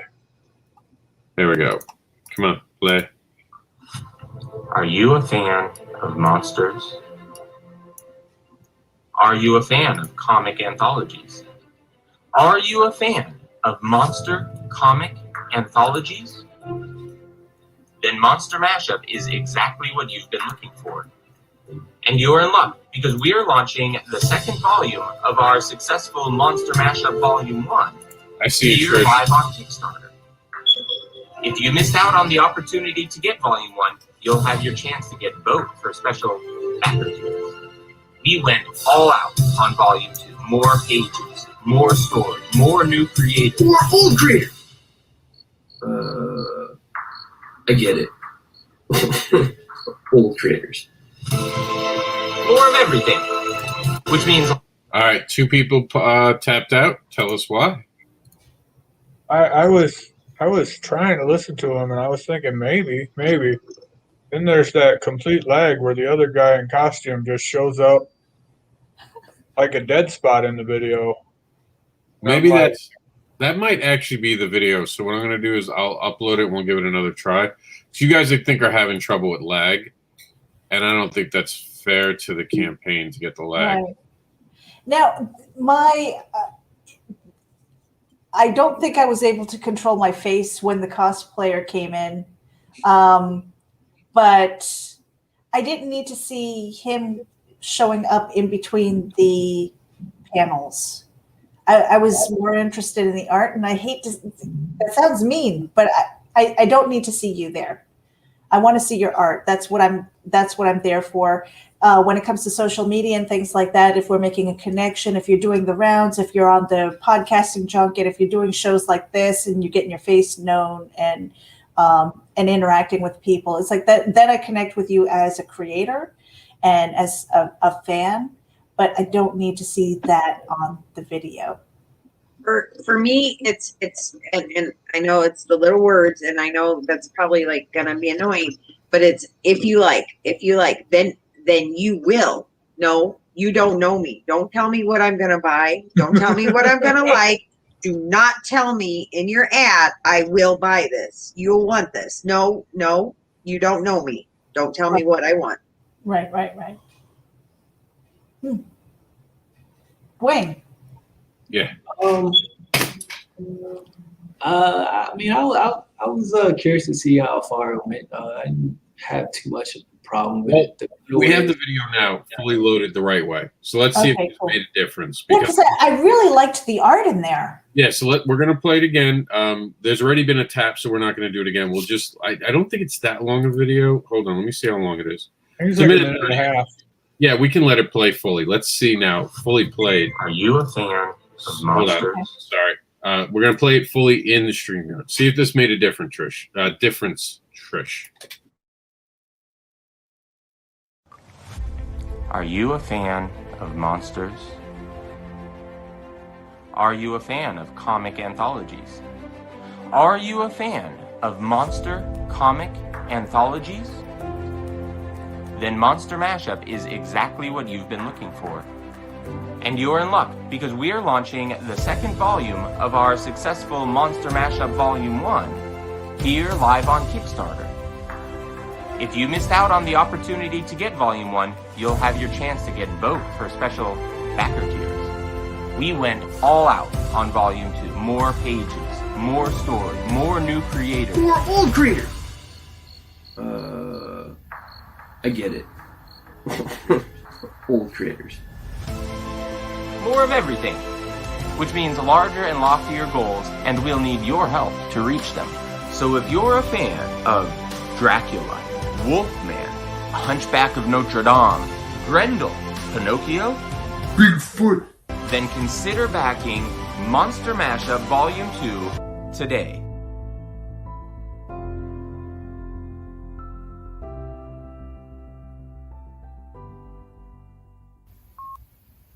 Rawr.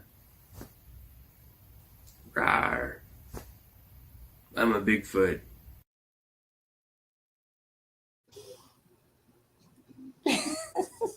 All right.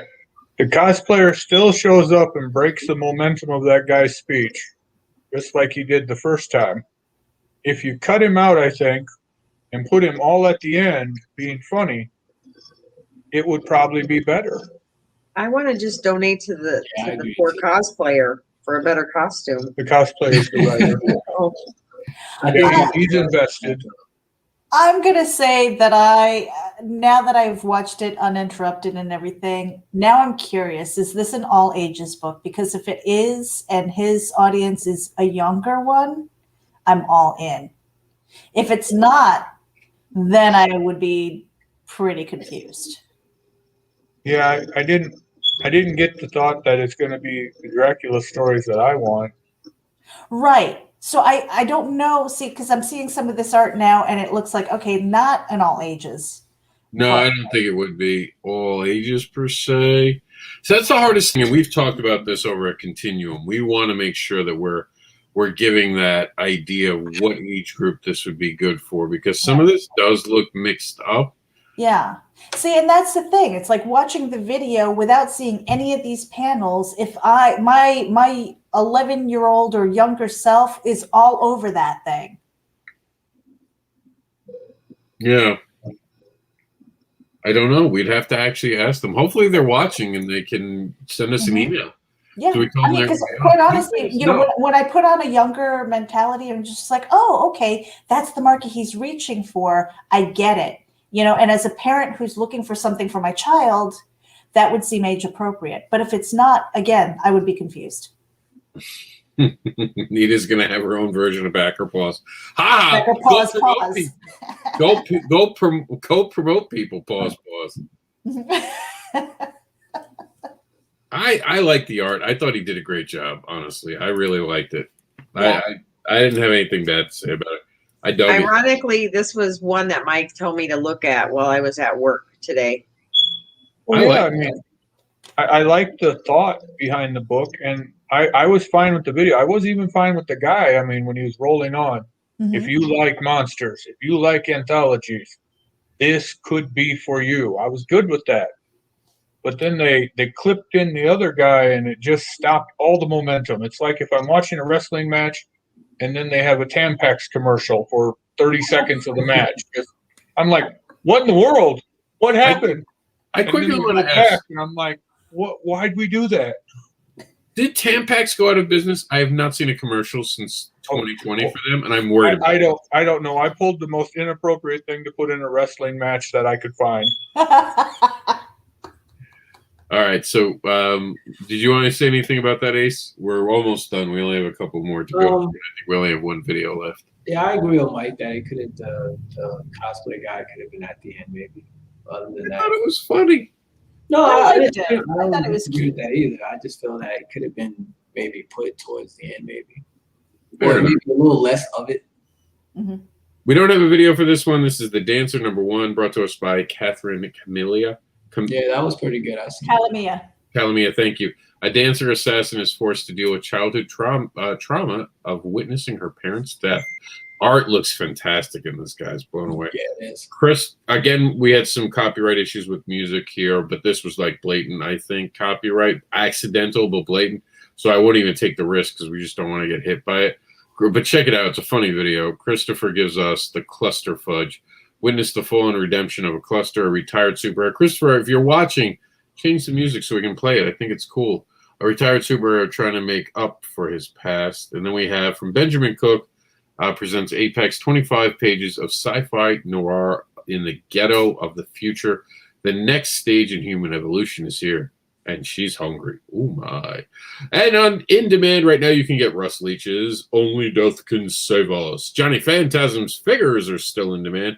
And while the seasons haven't changed, they're still on In Demand. And joining the fray is the Night Wolf Volume 1, Urban Werewolf. Yep. And coming soon, the 13th Labor. If you need coverage, send us an email at comicsnewswire@yahoo.com. All right, so that's it, guys. Let's go around the room, say our good nights. Thank you all for being judges. Thank you for behaving, Trish. We'll start with you guys down there, except for the gargoyle comment. Hi, I'm Trish Bankston. This is my husband, Michael. You can find us on Facebook, and that's generally where we're at. We like monster movies. Hello, everybody. My name is Dwayne Robinson Jr. I'm the CEO of Animation, Comics, and Entertainment LLC. Thank you for having me. Some of the Kickstarters are really good, some not so much, but overall, I had a good time. Thanks. And I am the winner of the video contest between me and Rob. I won. It's all right. Eat it, Rob. Go over to CONTINUUMComics.com. That's comics with an X. Head over there. We are at almost the last 48 hours of the campaign. You want to get into this. We love storytelling. We love the comic creators. We love indies. So head over there and give us some love. CONTINUUMComics.com. Now, clearly, we've seen a conspiracy start today. There's going to be an investigation. I'm going to call Mueller in. I'm going to have him look through all the documentation. We're going to find out what went wrong here. We all know this is not over. In the second issue, there will be a defined winner. Right now, I'm calling it Fugazi. It is not okay. Things were taken.